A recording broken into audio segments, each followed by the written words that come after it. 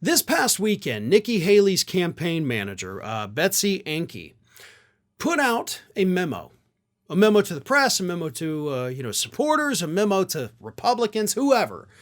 But she puts out this memo telling them all that Nikki Haley is the only viable alternative to Donald Trump. Here's what she wrote. She said, "In Iowa, DeSantis is a sinking ship and Haley is a rising one. Even if DeSantis were to do well in Iowa, which is a big if given his current decline, he is in such a weak position in New Hampshire and South Carolina that it doesn't matter. He has no end game," Ankeny says. While, of course, hyping up Nikki Haley, who, of course, is gaining in the polls on Ron DeSantis. Right? She's kind of overtaken him in New Hampshire. She's neck and neck with him in Iowa. And she is now surging in South Carolina as well, which Haley was the former governor of South Carolina, so that's not surprising. But we're 2 months away from the Iowa caucus. So the way I see this memo put out by the campaign manager is this is a last-ditch effort to try to make Nikki Haley a thing, right? It's not just like, hey, we're beating Ron DeSantis. We've got this momentum. She does have momentum, technically, by definition. Her polls are going up. That's momentum. They've consistently been going up since August. She does pretty well in the Republican debates. So Haley could beat DeSantis. The problem the campaign has in making this all about her beating DeSantis is that DeSantis is not the guy at the top. You're sitting there putting out a memo bragging about the fact that, hey guys, if we work hard enough, we can claim the number 2 spot. Okay? That still leaves you 40 effing points below Donald Trump. So then what?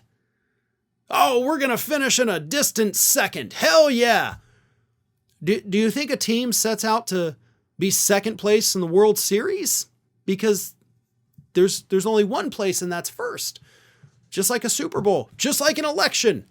So if Nikki Haley suddenly surges to second place, she's still a loser. Look, I don't want to rain on their parade over at the Haley campaign, but let's be honest here, folks. The Republican primary's over. By the time Donald Trump has his first criminal trial next year, and by the time that trial concludes, the primary will have already been decided. I mean, Donald Trump will have enough votes at that point likely to secure the nomination. Now, that could change at convention, right? They don't necessarily have to vote for him. We could see convention rules that allow them to switch if they need to, but I don't even know that they would do that. So even though a conviction actually shows us that if Trump is convicted, Biden then wins the election pretty easily, it's not going to change the outcome of the primary. Nikki Haley is done. Ron DeSantis is done. There is no viable alternative to Donald Trump on the right. And they keep pretending there is. Do you know why they keep pretending there is? Do you know why these people are still in the race? Because they get a lot of money from it. They get a lot of name recognition. They can go on to have successful careers in politics, but not necessarily as an elected official. This is just a way for people like Ankeny herself to put more money in her pocket by convincing people that her candidate, who has no chance, actually has a chance. It's all the strategists, it's the campaign managers, it's the internal pollsters. These are the people that are making tons of money on these campaigns, convincing these idiots that, oh, you got a chance, when every poll for the last several months has told us none of these people have a chance, and the primary has been over since before it began.